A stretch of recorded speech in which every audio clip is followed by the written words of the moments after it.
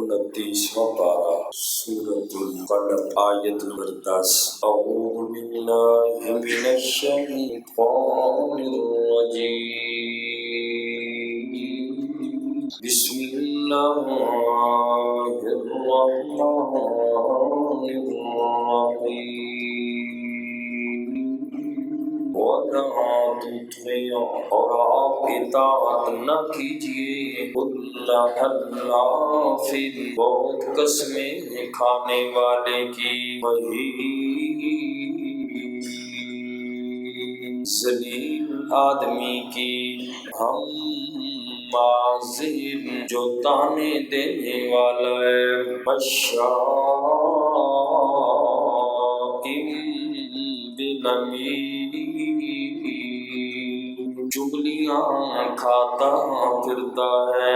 اس سے پہلی آیت مبارکہ میں بھی ولید بن مغیرہ کے بارے میں تذکرہ آیا تھا، اور آج کی اس آیت مبارکہ میں بھی اسی ولید بن مغیرہ کے بارے میں جس نے نبی پاک صلی اللہ علیہ وسلم کو مجنون کہا تھا، اللہ نے اس کے بدلے میں اس کی مذمت بڑے سخت الفاظ سے کی کہ تو نے میرے پاک پیغمبر کو مجنون کہا، میں اللہ لوگوں کے سامنے تیری حقیقت کو میں رب بیان کرتا ہوں۔ اللہ نے اس کی 9 بری خصلتوں کو ان آیتوں میں بیان کیا اور فرمایا میرا نبی اس بندے کی اطاعت نہ کرے، وَلَا تُطِعْ اور آپ اطاعت نہ کیجیے كُلَّ حَلَّافٍ بہت زیادہ قسمیں کھانے والے کی۔ یہ ولید بن مغیرہ بات پر جھوٹی قسمیں کھاتا ہے، اور جو بندہ ہر بات پہ قسمیں کھائے یہ جھوٹے بندے کی نشانی ہے۔ اور دوسری نشانی بیان فرمائی مہین ذلیل آدمی کی آپ اطاعت نہ کیجیے۔ یہ ولید بن مغیرہ اپنے اعمال اور کردار کے لحاظ سے ذلیل انسان ہے، ہمازٍ جو تانے دینے والا ہے، مشاءٍ بنمیم چغلیاں کھانے والا ہے، ایک کی بات دوسرے تک پہنچاتا ہے تاکہ آپس میں ان لوگوں کا جھگڑا ہو جائے۔ اس کو قطات بھی کہتے ہیں۔ حدیث پاک میں فرمایا لا يدخل الجنت قطات چغل خور آدمی جنت میں نہیں جائے گا، یہ فسادی آدمی ہے۔ اور آگے فرمایا مناع للخیر مناع بہت زیادہ روکنے والا ہے، للخیر نیکی کے کاموں سے، معتد حد سے بڑھنے والا ہے، اثیم گناہگار ہے۔ تیسری صفت بیان کی اس آدمی کی، چوتھی صفت مناع للخیر خیر کے کاموں سے روکنے والا ہے، نیکی کے کام سے لوگوں کو روکنے والا ہے، معتد حد سے گزرنے والا، لوگوں کے حق ضائع کرنے والا ہے، عظیم گناہگار آدمی ہے، شرابی انسان ہے، بدکار آدمی ہے، جس نے میرے پاک پیغمبر کو مجنون کہا۔ اللہ کریم نے فرمایا عُتُلٍّ بَعْدَ ذَلِكَ زَنِيمٍ عُتُلٍّ بد مزاج ہے، بعد ذَلِكَ اس کے بعد زنیم بد اصل بھی ہے۔ زمین کہتے ہیں نسل کے اعتبار سے جو بندہ اچھا نہ ہو، نسل کے اعتبار سے ولید بن مغیرہ پر بھی اتہام ہے کہ یہ بندہ صحیح نسل آدمی نہیں ہے۔ اللہ کریم نے اس بندے کی بری صفات ساری کھول کے بیان کر دی۔ تو نے میرے پاک پیغمبر کو مجنون کہا، آپ میں اللہ تیری حیثیت کو لوگوں کے سامنے بیان کروں۔ عُتُلٍّ بَعْدَ ذَلِكَ زَنِيمٍ، بد مزاج بھی ہے، اس کے بعد صحیح النسل آدمی بھی یہ نہیں ہے۔ کان ذا مال و بنین، کانا یہ کہ وہ ہے ذا مال بڑے مال والا، و بنین اور بیٹوں والا۔ یہ ولید بن مغیرہ تکبر اس لیے کرتا ہے، اکڑ اس لیے دکھاتا ہے۔ اللہ نے اس بندے کو مال بھی دیا تھا، اولاد بھی دی تھی۔ اس بندے کے 10 بیٹے تھے، دوسری روایت میں اس بندے کے 13 بیٹے تھے۔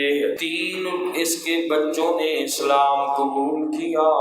حضرت خالد بن ولید رضی اللہ تعالیٰ عنہ اسی کے بیٹے تھے، حضرت عمار رضی اللہ تعالیٰ عنہ، حضرت ہشام رضی اللہ تعالیٰ عنہ۔ 13 میں سے 3 نے اسلام قبول کیا، باقی سارے کفر پہ موت آئی۔ مال بھی اس بندے کے پاس زیادہ تھا، ذا مال و بنین، بیٹوں والا بھی تھا، مال والا بھی تھا، اس کے پاس مال بھی بہت زیادہ تھا۔ 1,00,000 اشرفیاں اس کی تجارت میں لگی ہوئی تھی، اور اس کے پاس اونٹ، بکریاں، جانور بھی بہت زیادہ تھے۔ ہونا تو یہ چاہیے اللہ کا شکر ادا کرتا، لیکن اس بندے نے مال اور اولاد پہ تکبر کیا اور سیدھے راستے سے پیچھے ہی ہٹا رہا۔ اور اگلی آیت مبارکہ میں فرمایا کہ جب اس کے سامنے قرآن پڑھا جاتا تو یہ کہتا کہ یہ تو پہلے لوگوں کے قصے کہانیاں ہیں، معاذ اللہ۔ اذا تتلی علیہ آیاتنا، اذا تتلی جب پڑھی جاتی ہیں، علیہ اس پر، آیاتنا ہماری آیتیں، قال کہتا ہے اساطیر الاولین، پہلوں کی کہانیاں ہیں۔ جب اس بندے کو قرآن اللہ کا پڑھ کے سنایا جاتا، کہتا یہ تو قصے کہانیاں ہیں۔ لوگوں کو کہتا آؤ نبی کا قرآن نہ سننا، میں تمہیں اسفندیار کے قصے سناتا ہوں۔ اس وقت ایرانی لوگوں کے قصے بڑے مشہور تھے۔ یہ کہتا آؤ نبی کا قرآن نہ سننا، یہ تو پہلے لوگوں کے قصے کہانیاں ہیں، معاذ اللہ۔ آؤ میں تمہیں اچھے قصے کہانیاں سناؤں۔ اس دین کے دشمن کی مذمت بیان کرنے کے بعد اللہ کریم نے اس کی سزا کے طور پہ فرمایا سَنَسِمُهُ، ان قریب ہم داغ دیں گے اس کو، عَلَى الْخُرْطُومِ، ناک پر۔ اللہ فرماتے ہیں اس کی سونڈ پر داغ لگائیں گے۔ یہ اونچی ناک والا، لمبوتری ناک والا، بڑا بعزت لوگوں کے سامنے بنا پھرتا ہے۔ اللہ فرماتے ہیں ہم اس کو ذلیل و رسوا کریں گے۔ چنانچہ بدر کا میدان لگا، بدر کے اندر ایک صحابی رسول نے اس کی ناک پر زخم لگایا، یہ بندہ بچ کر بھاگ کے نکل گیا۔ ولید بن مغیرہ واپس آ کر مکے میں علاج بھی کرواتا رہا، زخم پھر بھی اس بندے کا ٹھیک نہ ہوا، اور پھر اسی ناک کے زخم کی وجہ سے ولید بن مغیرہ مر گیا۔ اللہ نے یہاں پر اس کو خرطوم کہا، ہاتھی سے تشبیہ دی کہ ناک اس کی لمبی تھی، اور جس طرح ہاتھی کی سونڈ ہوتی ہے، خرطوم اصل میں کہتے ہیں سونڈ کو، اس کی ناک کو بھی اللہ نے تشبیہ دی علل خرطوم سے کہ اس کی خرطوم یعنی ہاتھی کی طرح اس کی ناک تھی، ان قریب ہم جہنم کے اندر اس کو داغیں گے، یا پھر دنیا کے اندر بھی جیسے بدر کے اندر صحابی رسول نے اس کی ناک پہ زخم مارا اور زخم لگایا اور پھر یہ اسی تکلیف کے اندر مردار ہو گیا تھا۔ تو یہ ساری اللہ نے اسی کے بارے میں آیات مبارکہ اور اگلی آیات بھی جو آ رہی ہیں یہ بھی اسی کے بارے میں سمجھایا کہ دیکھو یہ مال اس کو اس لیے نہیں دیا تھا ذا مال و بنین، یہ بڑے مال اور اولاد والا تھا، تکبر کیا تو آگے اگلی آیات میں اللہ نے پھر وہ باغ والوں کا واقعہ ذکر کر کے اسی پہ چوٹ لگائی، اور ان آیات میں اس کی برائیاں اللہ نے بیان فرمائی کہ جس نے نبی پاک صلی اللہ علیہ وسلم کو مجنون کہا تھا۔ الحمدللہ رب العالمین، ربنا تقبل منا انک انت السمیع العلیم وتب علینا انک انت التواب الرحیم۔